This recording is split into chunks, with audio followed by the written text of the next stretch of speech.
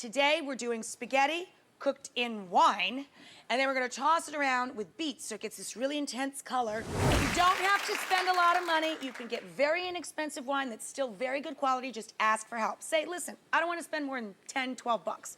You can get one big bottle, or you can get two, regular 750 milliliter bottles. Put them into your pasta pot, take it up to the sink and fill it up as much as you need to after you add the wine with a little bit of water. Bring that up to a boil.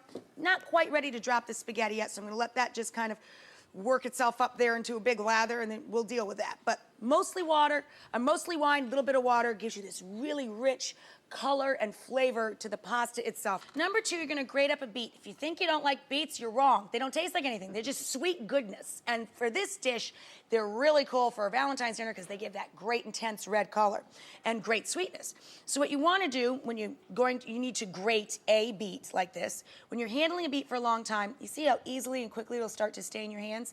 You don't want pink hands. You want a tasty pink dish. So what you wanna do is take a little drizzle EVOO, rub your hands with it really well.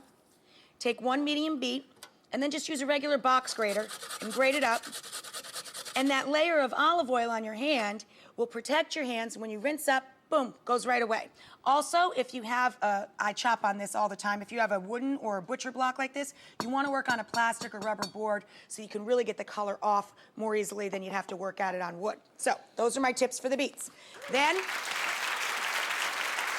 take the biggest skillet you have, because you're gonna toss the spaghetti right in the skillet with the beets. Take the biggest skillet you have, cover the bottom of it with EVOO, and then you're going to throw in some garlic and your shredded beet. And you just let that cook together. Smells fantastic, by the way, instantly, as soon as you put it in there. You let that cook together until it gets nice and tender in there. And you leave it in there like 8, 10 minutes. We're gonna kind of force things along for you here so you can see the whole thing.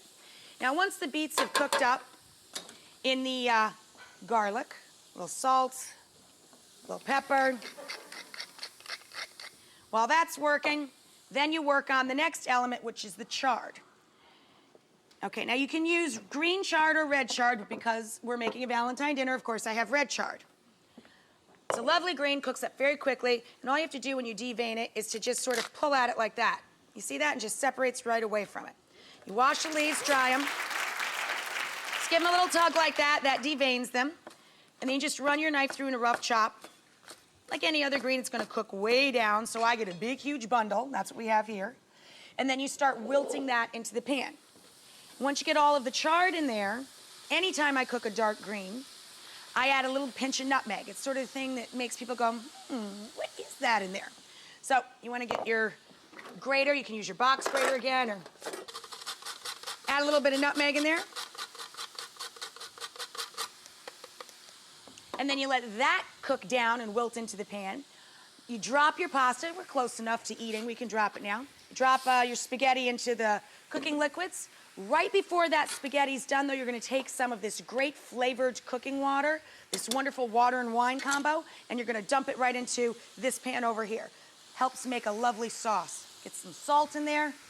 We're having a little champagne toast. Here's our beautiful Valentine's dinner for two. I hope you stay home tonight and make this. It is drunken pasta because it's cooked in wine, guys. And then it's, yep. Look at that color. It's gorgeous. This gets a little crumble of ricotta salata cheese down on top of this beautiful red pasta here.